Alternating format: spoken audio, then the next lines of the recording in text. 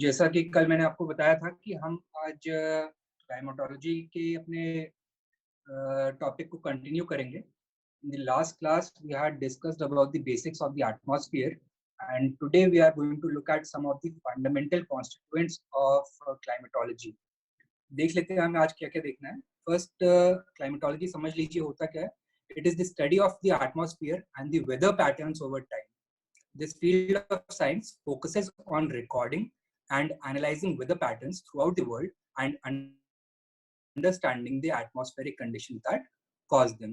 So climatology is nothing but it is the science which studies the weather patterns and the climatic conditions and the causes behind them. Fundamental to the study of climatology is a study of the Earth's shape, understanding of latitudes and longitudes, understanding of the heat zones, and the causes for seasons or seasonality. Right? So, पहले आप before we begin this, let us first discuss the difference between weather and climate. Now, both weather and climate depend on two factors. कौन से दो factors? Heat and moisture variations.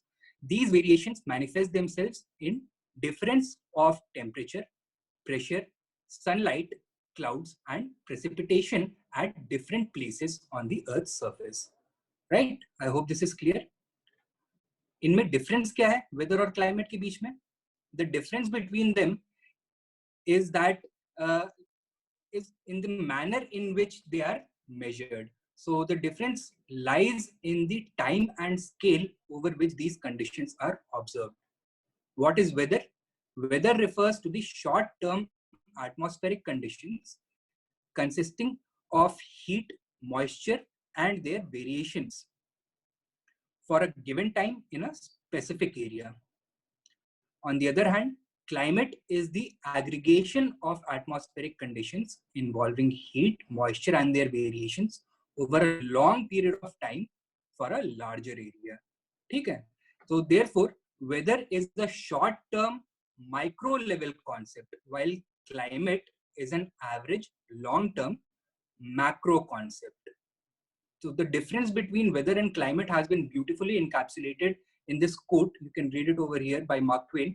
It says that climate is what we expect, but weather is what we get. Right? So the climate of a place is going to be predetermined, but the weather can be variable from day to day. Another way to remember the difference between weather and climate is by this moniker that weather tells you what to wear on any given day, but climate tells you what kind of wardrobe to own. So if you are in Chennai, you probably would not own a lot of woolen clothes. And if you are in Shimla, you probably would own some woolen clothes. But it might be that there is a very hot day in Shimla. So that is the difference between weather and climate. Now, moving forward, you must keep another thing in mind, namely that weather and climatic systems of the world are like engines. ठीक है, engines की तरह होते हैं, and engines काम कैसे करते हैं?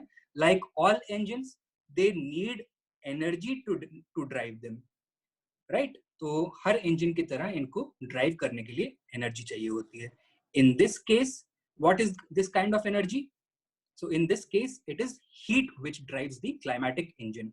The distribution of this heat governs temperature and pressure. These in turn govern the atmospheric circulations, that is wind. Now the wind drives the ocean currents or the oceanic circulations. The interaction of heat with water present on the Earth's surface also governs the distribution of moisture and thus precipitation and humidity. Okay, so all the constituents of climate are driven by heat, right? So अब एक basic question आता है that where is all of this heat coming from, right? So if you remember your elementary physics, you must know about the first law of thermodynamics, which is also known as the law of conservation of energy. What does it state? It states that energy can neither be created nor can it be destroyed. It can only be transferred or changed from one form to another. ठीक है, energy ना तो create करी जा सकती है ना destroy करी जा सकती है. It can only be transferred from one thing to another, or it can be transformed from one form to another, right? So what is the basic source of Earth's atmospheric heat which is driving the various climatic systems? It is solar radiation. ठीक है, इसको बोलते हैं insolation. Insolation is the short for incoming solar radiation. So the heat and light that the Earth receives from the sun is known as solar radiation or insolation. The sun, as you know, is a gigantic burning sphere of gas comprised mostly of hydrogen and helium. इसके core में जो temperatures होते हैं, they can reach as high as 15 million degrees centigrade. Now, this combined with its tremendous gravity causes the hydrogen atoms to fuse together in order to form helium. So, इस reaction को बोलते हैं fusion reaction. Now, this thermonuclear fusion reaction releases tremendous amounts of energy in the form of nuclear radiation, electricity, solar winds, heat, and light. Right? So, large amounts of energy is released. Of all the energy, a fraction is received in the form of heat and light by the Earth's inner atmosphere and the Earth's surface. Okay, so the primary driving force behind the world's weather systems and climatic systems is solar radiation. Now, in order to understand the way in which these sun's rays heat up the Earth's atmosphere and the surface, first we must understand the shape of the Earth. Right? So, geodesy is the science that attempts to determine the shape of the Earth through various surveys and mathematical conclusions. Right? Now, in 1687, Isaac Newton suggested that the Earth and all the other planets, they cannot be perfect spheres. Until that time, the spherical perfection model, which had been developed by Galileo, had been a basic assumption of geodesy. What did Isaac Newton suggest? That because the Earth is spinning on its axis at a very fast velocity, there is a huge centrifugal force which causes bulging at the equator, and hence the shape of the Earth is a little distorted. There is flattening at the poles and bulging at the equator. Hence the Earth is an oblate spheroid. ठीक है, तो poles से flattened है. हमने measure भी किया है इसको.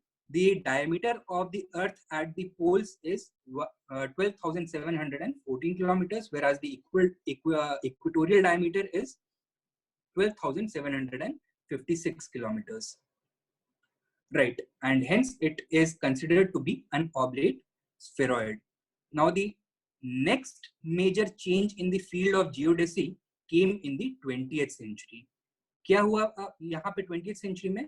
The first artificial satellites which man sent into the outer space, it started beaming pictures of the Earth back to the surface, and a new realization dawned upon the observers. What was this realization? That the Earth's surface is very complex. It has its own unique configurations, right? तो बहुत सारे complexities हैं और अपना एक unique configuration है. It is made up of a variety of landforms such as tall mountains, deep valleys, flat plains, elevated plateaus, rolling hills, and massive depressions which are filled with water. That is your oceans. Further, we also have islands. Acha, moreover, the shape of the Earth is constantly changing. It is not static. What is causing this constant evolution of the Earth's surface? Constant land building and denudation activities through the exogenic and endogenic forces. Further, human activity also constantly alters the surface of the Earth in a major way.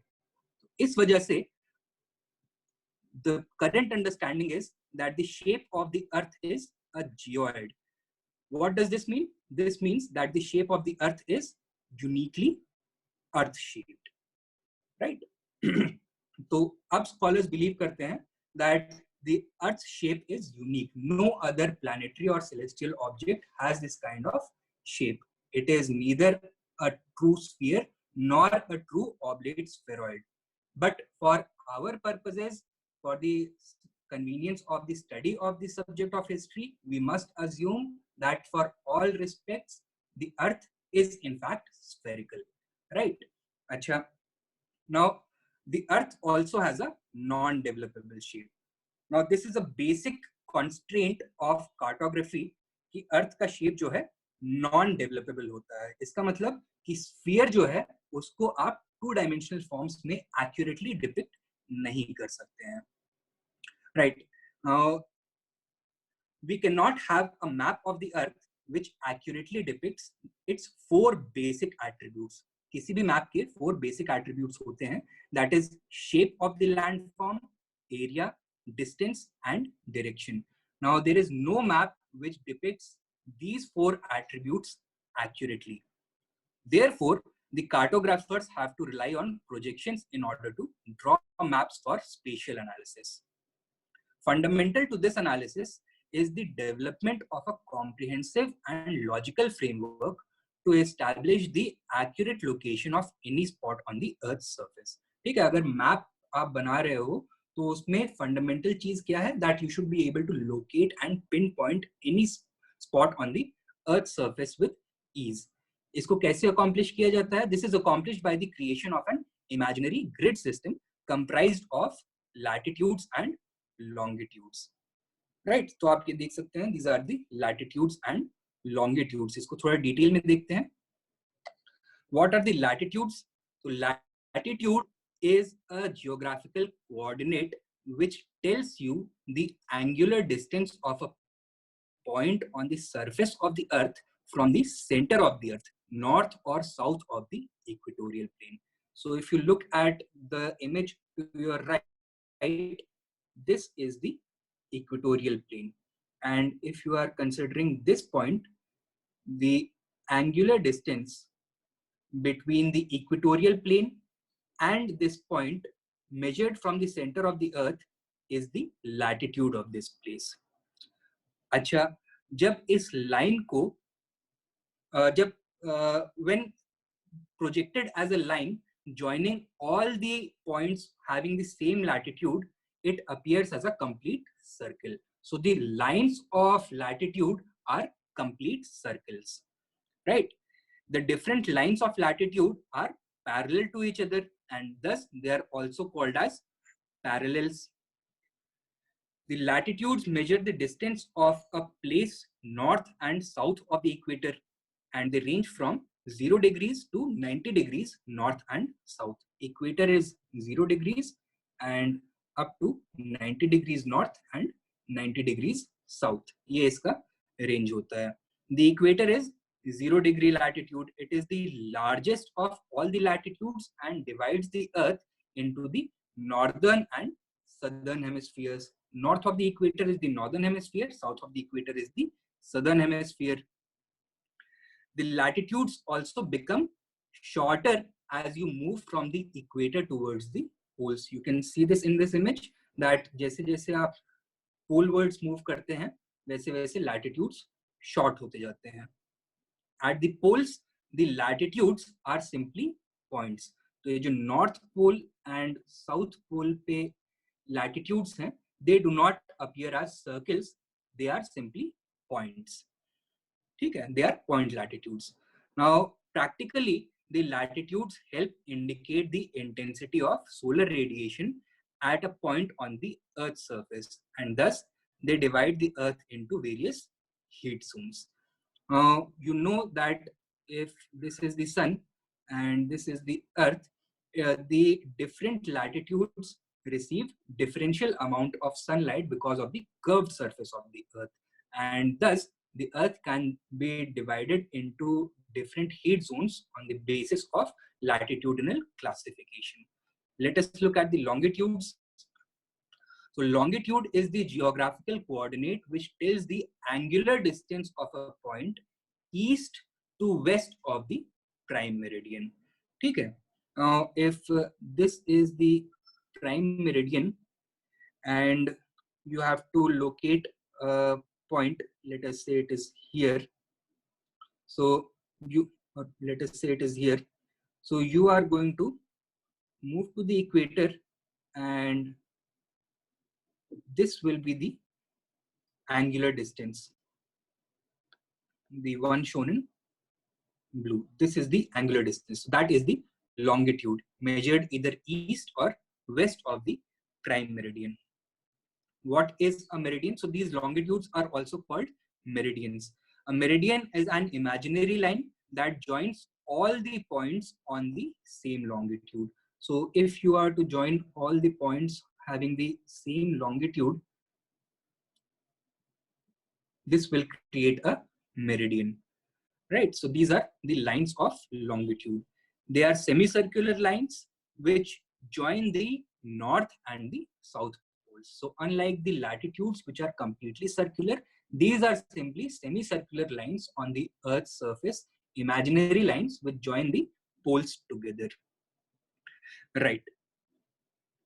The longitudes measure the distance of a place east or west of the prime meridian. They range from 0 degrees to 180 degrees east and west, right? The prime meridian is the 0 degree longitude. It is situated along the Greenwich Village, where the British Royal Observatory is located. तो Britain में London में एक village है that is known as Greenwich Village. Over there, the British Royal Observatory is situated, and that has been taken to be the position of the prime meridian. It is a reference point from where all the positions are measured east and west. तो आपने सुना होगा Greenwich Meridian Time GMT. So that is where it comes from, right? Now, unlike the latitudes, the longitudes are equal in length. So latitudes, जैसे आपने देखा, as you travel towards the north, they became shorter. On the other hand, longitudes are equal in length. Practically, the longitudes are used to determine the date and time at a given place, right? Now, you can look at the important latitudes. So first is the equator, that is 0 degree latitude. Then are the tropics, the Tropic of Cancer and the Tropic of Capricorn, 23.5 degrees north and 23.5 degrees south. Then the Arctic and the Antarctic circles, 66.5 degrees north and south. And finally, you have the poles, the North Pole and the South Pole, 90 degrees north and south, right? Now, we know that the Earth's surface is curved and the sunlight strikes the Earth's surface in a different manner for the given points. Now, the sun is always overhead between the tropics of Cancer, at the equator, and between the tropics, that is the Tropic of Cancer and the Tropic of Capricorn. So here the sunlight strikes more directly. And the extratropical regions receive the slanting rays of diffused sunlight, leading to a global heat imbalance, right? So this is a depiction of the global heat imbalance between approximately 35 degrees north and 35 degrees south. There is a surplus of energy because the insolation, that is the incoming solar radiation, far exceeds the out radiation from the Earth. And beyond the 35 degrees north and south latitudes, there is a deficit of energy because out radiation exceeds incoming solar radiation. This causes a global heat imbalance.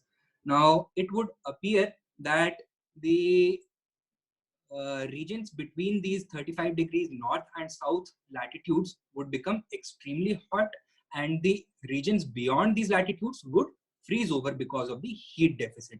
But because of the atmospheric circulations and the oceanic circulations, the heat is distributed. So this heat imbalance is corrected because of the planetary winds and the ocean currents, जिसके बारे में हम बाद में पढ़ेंगे. Now, based on the temperature distribution, the ancient Greeks divided the world into 3 climatic zones. That is the torrid zone, frigid zone, and the temperate zone. The torrid zone was the zone between the 2 tropics. It is also known as the tropical zone. The characteristics of this zone as given by the Greeks was that it is very hot. The temperate zone, according to them, had moderate climate, which remained constant throughout the year. It is found in the middle latitudes, that is between 23.5 degrees north and 66.5 degrees north, and 23.5 degrees south, and 66.5 degrees south. And finally, there was the frigid zone, which is very cold and found in the higher latitudes, that is beyond the Arctic and Antarctic circles. Right. Now, इसको थोड़ा detail में देख लेते हैं. So, the torrid zone exists between the two tropics, the tropics of Cancer and the Tropic of Capricorn. It is also called the tropical zone. The hottest regions of the Earth's surface are found over here. Why? Because the sun is directly overhead at one point or the other within these two imaginary lines, within these two latitudes.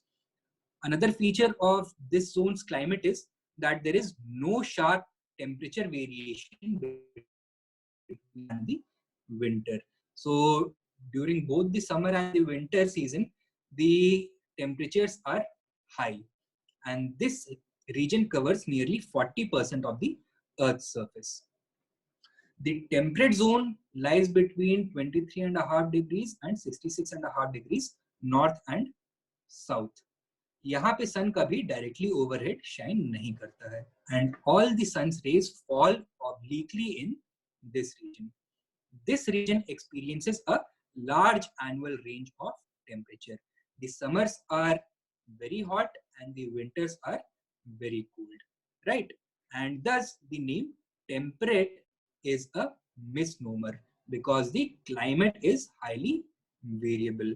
This region is also susceptible to a number of storms, right? And then there is the frigid zone. It lies beyond the 66.5 degrees north and south latitudes, that is the polar regions. There is no direct sunlight in this zone. It is characterized by extremely cold temperatures throughout the year, and there is no sharp seasonal variation in temperature. So throughout the year, there is very cold temperature, right? So these were the three zones. Another method which is more scientific involves the division of the Earth into latitudinal zones.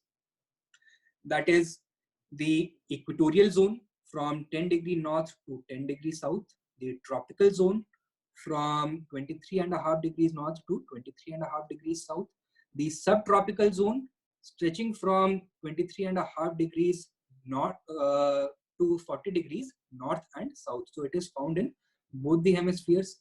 Then we have the subpolar zone, that is the areas around the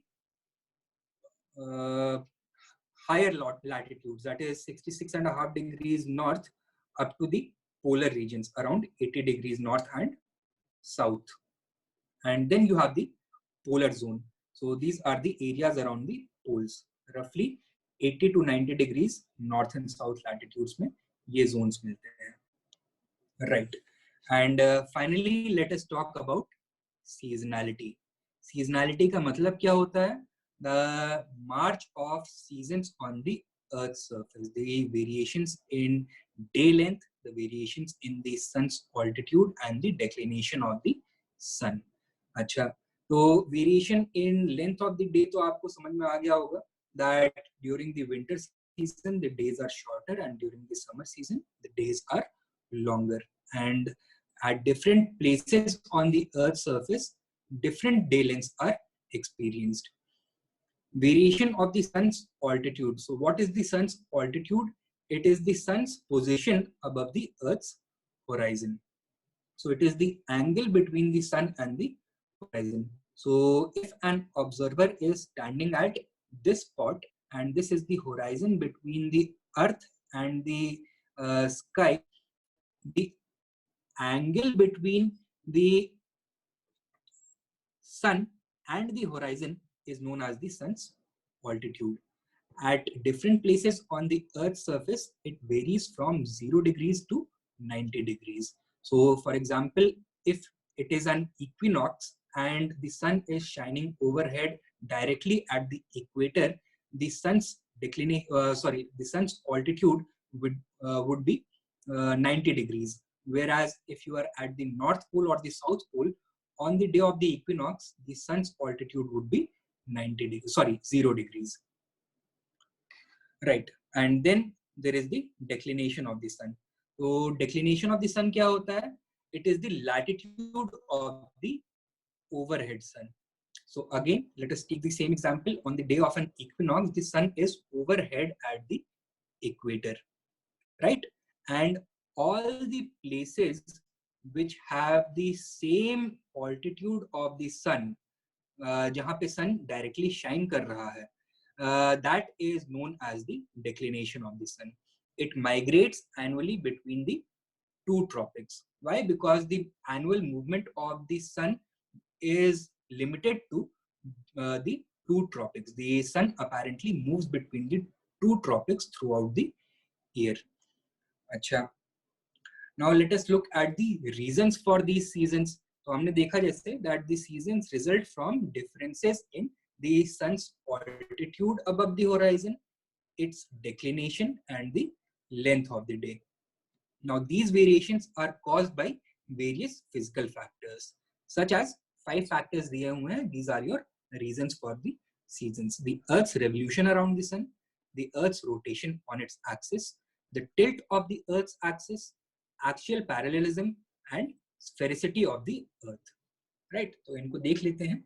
What are the effects of these factors? The Earth's revolution around the sun. The Earth revolves around the sun in an elliptical orbit. Mind you, it is not a circular orbit at an average distance of 150 million kilometers. It takes roughly 365.24 days to complete one orbit. So 365 days and 6 hours, right? We have years which are 365 days long, and in order to compensate for the extra 6 hours, every 4th year is a leap year in which there is an extra day. So it is a leap year is 366 days long. The perihelion is the position when the Earth is closest to the sun in its elliptical orbit, and aphelion is when the Earth is farthest away from the sun in its elliptical orbit. What effect does the revolution of the sun have on the seasons? It causes the migration of the sun's declination spot between the tropics due to its tilted axis. Now, because the sun has a tilted axis, it appears that the sun is moving from day to day. It is migrating from day to day between the tropics. Right. Then the rotation of the Earth.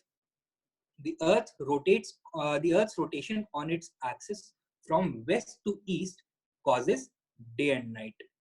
Right. So the Earth rotates on its axis from west to east, and ये जो line दिख रही है आपको, this line is known as the circle of illumination. It divides the Earth into the lighted sphere and the dark sphere, into the day sphere and the light sphere. Right. Rotation also causes the apparent deflection of moving bodies in accordance with Farrell's law. What does Farrell's law say? That all bodies moving in the northern hemisphere will appear to be deflected towards their right, and southern hemisphere mein the deflection is towards the left. On the basis of this law, the Coriolis force acts on the various moving bodies, most notably wind and the ocean currents. Right? Acha. The tides also occur due to its rotation and interaction of the Earth's gravity with the gravitational pull of the moon and that of the sun. So tides भी Earth के rotation पे depend करती हैं.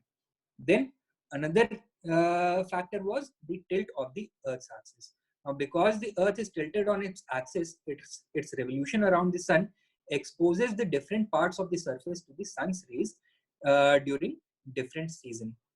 So during the summer season in the northern hemisphere is tilted towards the sun, and during the winter season the southern hemisphere is tilted towards the sun.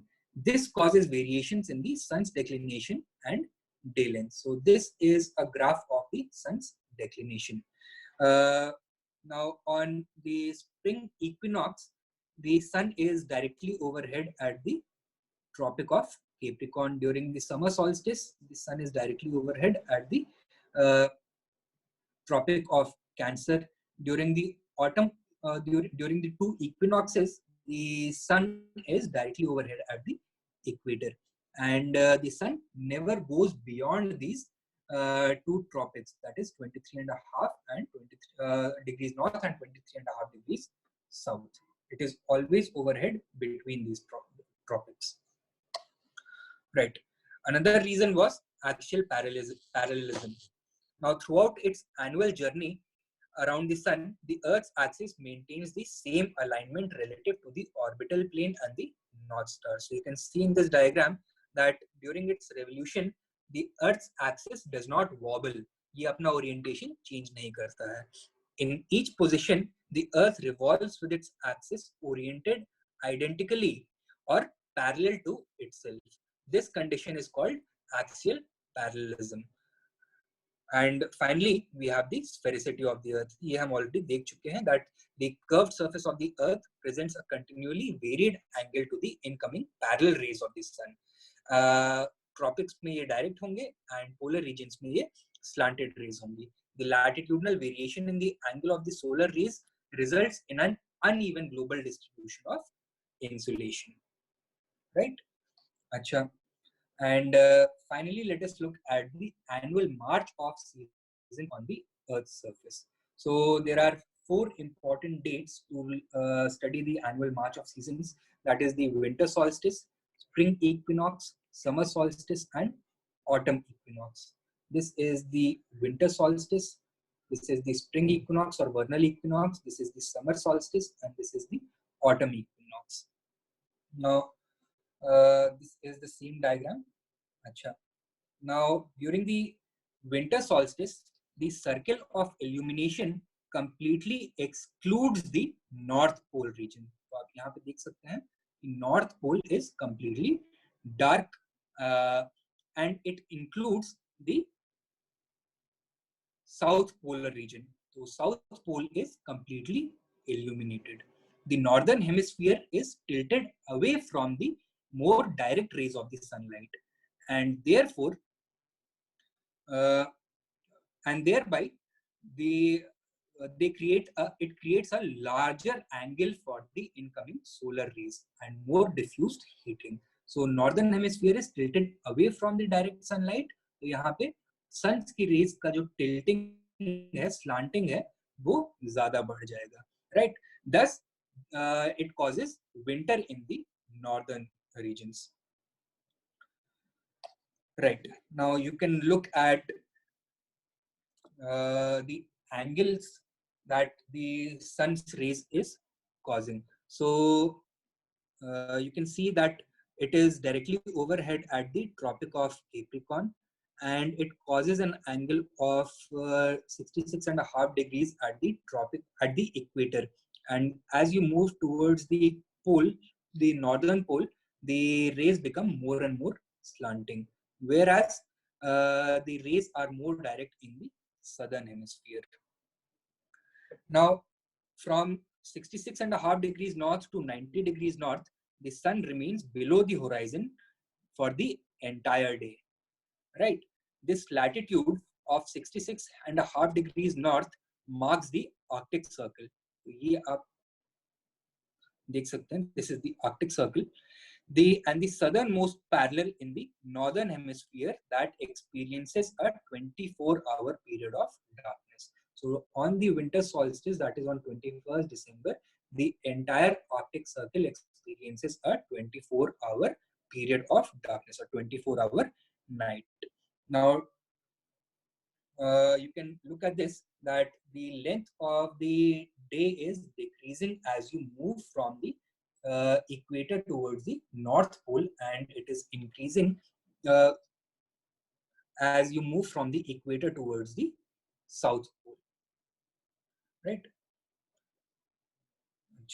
And this is the same thing, that on the North Pole there is 24 hours of on the South Pole there is 24 hours of daylight, and on the North Pole there is 24 hours of darkness, right?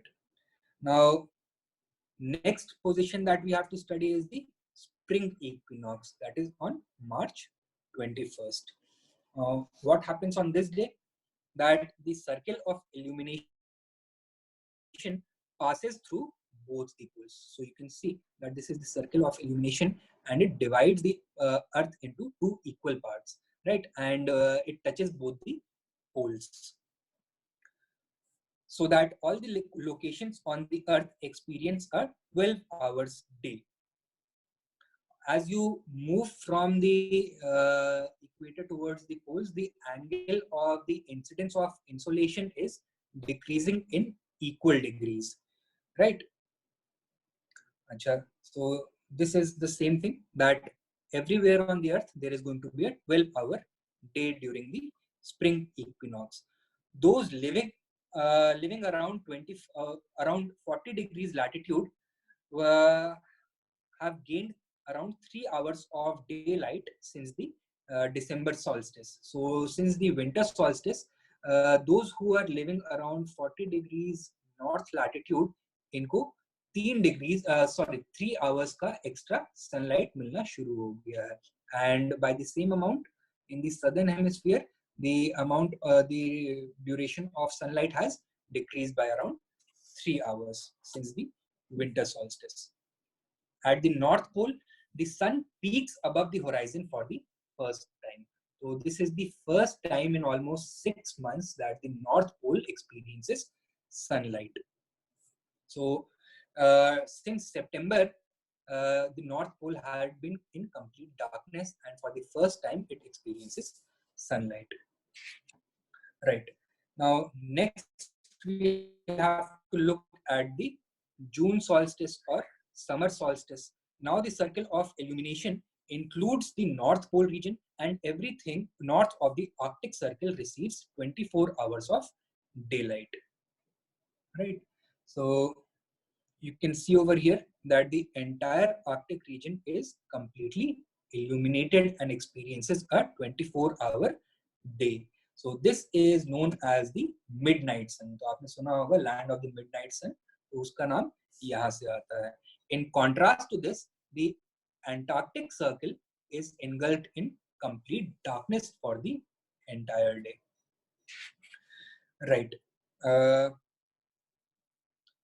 This is a depiction of the same thing. Now, the final stage is the autumn equinox. During the autumn equinox, the subsolar point, that is the position of the overhead sun, returns to the equator. The sun is shining directly overhead at the equator, with days becoming shorter to the north and longer to the south. So over the past 3 months, the days have been gradually becoming shorter in the North Pole and gradually becoming longer in the South Pole as the sun moves from the north towards the south. Researchers at the South Pole see the disk of the sun kissing the horizon and ending their 6 months of night.